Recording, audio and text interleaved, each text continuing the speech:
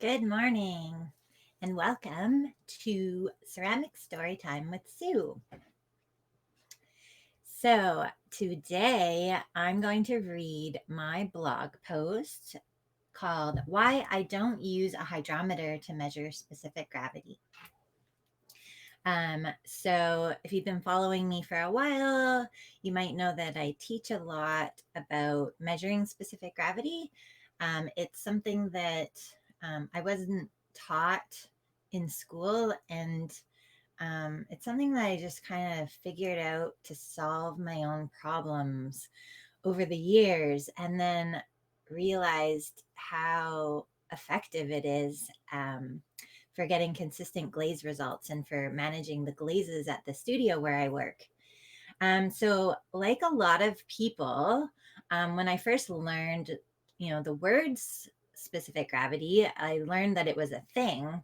I immediately went to the hydrometer because I knew the hydrometer was a tool for measuring specific gravity, and I know they use it in like wine and beer making and that sort of thing. And so that was the tool that I used first. And then I slowly kind of realized that it wasn't as accurate as I hoped it would be. And so then I had to figure out the real way, the correct way of measuring specific gravity for glazes, which is to weigh your glaze and divide grams by milliliters. But so for today, I'm going to read my post about why I don't recommend using a hydrometer for measuring specific gravity. And then at 10 o'clock, so in an hour from now, I'm going to read another post that's about why I do use a graduated cylinder for measuring specific gravity. And so we're doing a double shot story time today because the two topics are kind of related.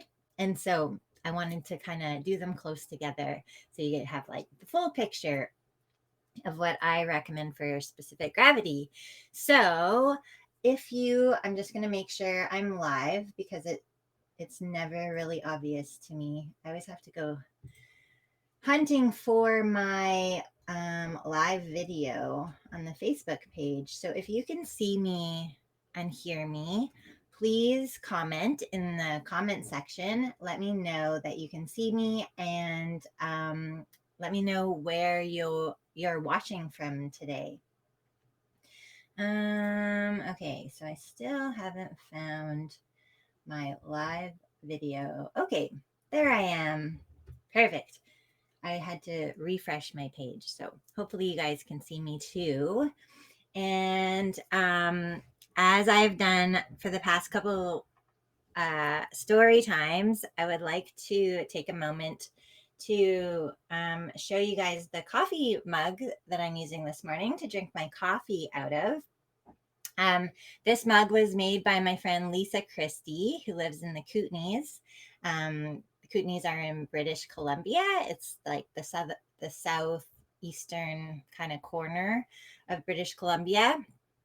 So this is a lovely mug that I got from her, and she's done some screen printing on there. And this is, I believe it's the Plainsman M390 clay. So it's a dark clay body, and she uses a slip decoration and then a lovely screen printed bird and cherry blossoms. So I just want to promote the potters that make the mugs that I drink my coffee out of every morning. I have quite a collection of mugs, and I really love drinking my morning beverage out of a handmade mug. So we are lucky that we get to create such useful objects. So thank you, Lisa. If you're watching this, I love my mug and I still use it all the time. Okay, so let's get started reading this blog post. So I'm going to share my screen here. If you want to follow along, you can go to bit.ly, that's bit.ly/no hydrometer. And that will bring you to this blog post here. And let me just remove this text that's in the way. And then as I'm reading feel free to ask any questions or type any comments in the comments section, and then I will answer them as I go. So, why I don't use a hydrometer to measure specific gravity. Hydrometer not recommended. And if you want to download this full blog post as a PDF, you can do that as well, just going to this blog post. And then there's a link. You can just click here and enter your email address, and it will send you a PDF copy of this article. Okay, adding water to glazes. I didn't always know about measuring specific gravity. Of the 10 years that I've been mixing glazes, I've only been measuring specific gravity for 3 of them. It wasn't a technique I learned in school, but I had heard about it enough times, and eventually I used it to try to solve a problem. And eventually, but not right away, it worked. As the studio technician at a busy ceramic studio, I'm in charge of mixing and maintaining about 20 large buckets of glaze. We have a rule that no one but the technician is allowed to add water to the glazes, so it was my responsibility to keep the water at the right level. People would often let me know that a glaze seemed too thick or thin, and I would decide whether I thought it needed more water based on how it appeared in the bucket. I soon realized that thick and thin are subjective terms, and people have different definitions of how a glaze should be. I wish there was a way to calculate how much water to add so I didn't have to make a judgment call every time. I wanted a measuring device that would take the opinion out of the equation. I started reading up on specific gravity and figured this might be the answer. The hydrometer. In the studio, I found a tool called a hydrometer. I had never tried it, and I don't think anyone had used it in years. I had a winemaking hydrometer at home, but it didn't have the right scale for glazes. Alcohol is lighter than water, whereas glazes are heavier than water. This new hydrometer said Laguna Clay Company right on it. Cool, this must be the answer. I dusted it off and was excited to try it out. So this photograph shows the Laguna Clay Company hydrometer on top. And then this is a wine making hydrometer on the bottom. So the scales are very different. So the clay and glaze hydrometer goes from 1.0 to 2.0. And then the alcohol hydrometer, the numbers are in decimal points. So they are below 1. So I had read that you could check specific gravity by dropping the hydrometer into the bucket of glaze to see how far it sank into the liquid. There were numbers on the tube, and whichever number appeared at the glaze level when the hydrometer was floating in the bucket was your specific gravity number. The numbers ranged from 1 to 2. The lower the hydrometer sinks into the glaze, the lower the specific gravity reading. Great. I finally had a system that took the decision-making process out of adding water to our glazes. I got all the glazes to where I thought they should be thickness-wise, dropped the hydrometer into each one, took a reading, and wrote it on the bucket. Then, when someone would ask me to check on a glaze, I would grab the hydrometer, mix the glaze, drop it in the bucket, compare the reading to what was written on the bucket, and see if the glaze needed water. Questionable accuracy.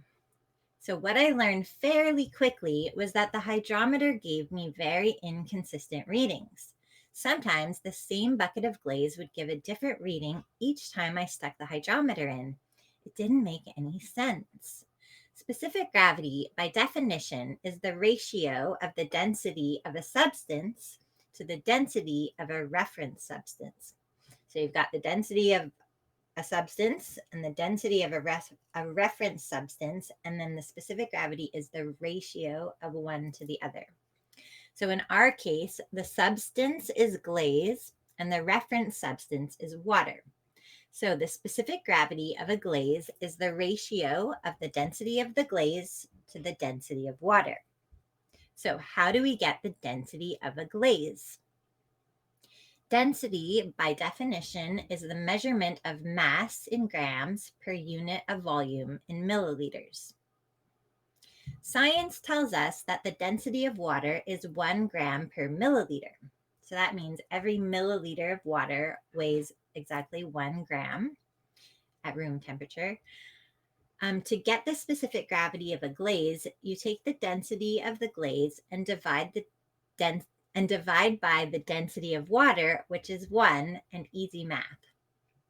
So you take the density of the glaze and you divide by the density of water, which is 1. So you're dividing by 1. So that's really easy. The values of density and specific gravity are equal and can be used interchangeably. So if a glaze has a density of 1.5 grams per milliliter, the specific gravity is 1.5. So the only two factors that affect density are mass and volume.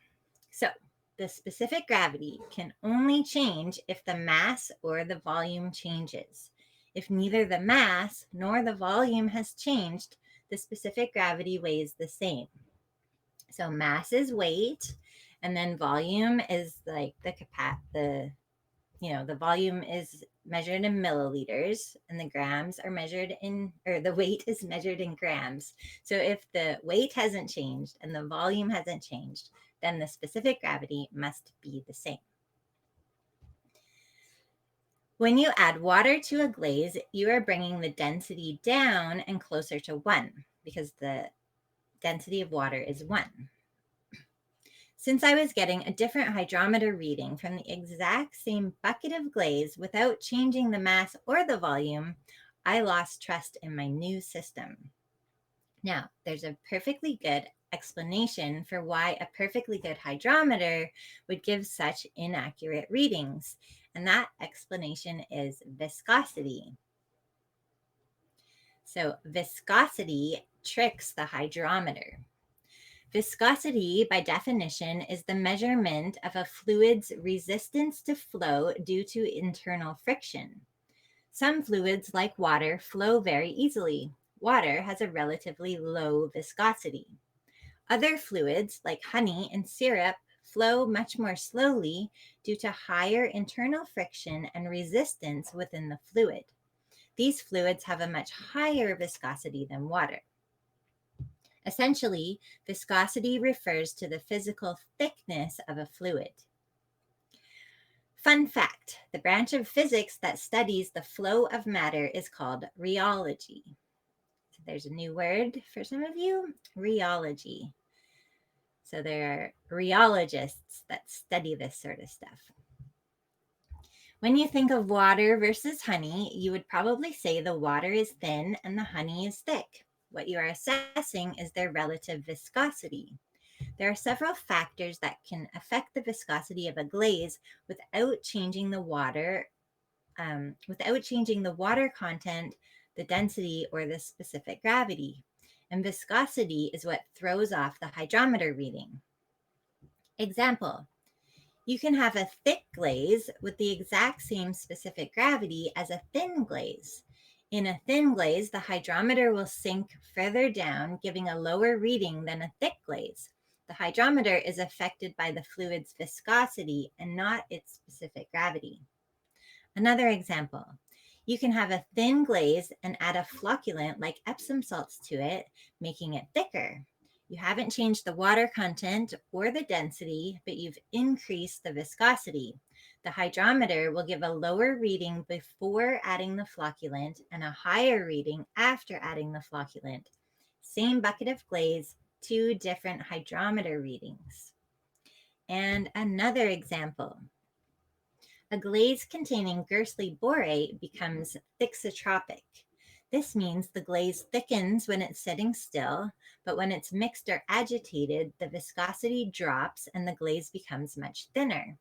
Same glaze, same specific gravity, but different viscosity and different hydrometer readings when the glaze is moving versus sitting still. So this photo shows 2 different glazes with the exact same specific gravity. The one on the left is much thicker, has a higher viscosity than the one on the right, even though they both have the exact same amount of water. So, in conclusion, Given the three examples above, it's clear that a hydrometer is a tool that can be used for assessing the viscosity of a glaze, but not necessarily the specific gravity. On page 66 of the 1951 book, Ceramic Glazes by Cullen Parmalee, so, this glaze, nice old glaze book that I've quite enjoyed reading. This is what it says about the use of a hydrometer as a method for measuring specific gravity.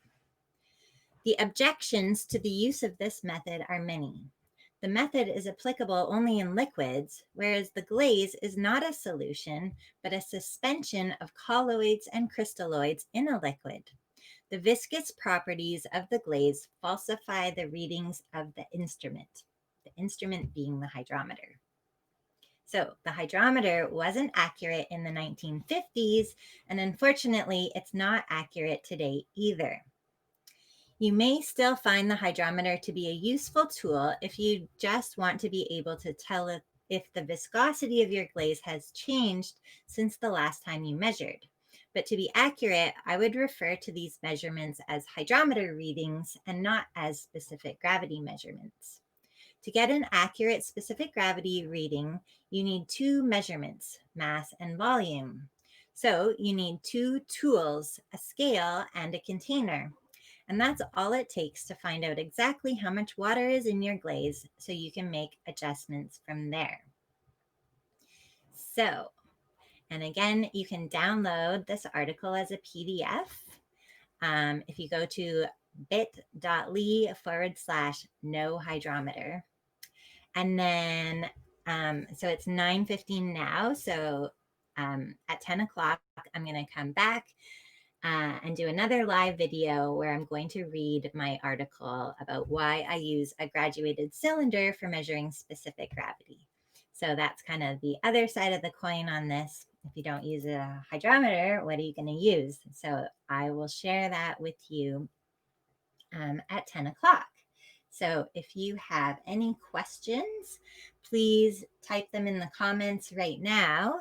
And otherwise, I will see you back here at 10 a.m. and we will talk about what I do recommend for measuring specific gravity. Okay, I hope you have a good day or weekend or whatever, and maybe I will see you in 40 minutes. Bye-bye.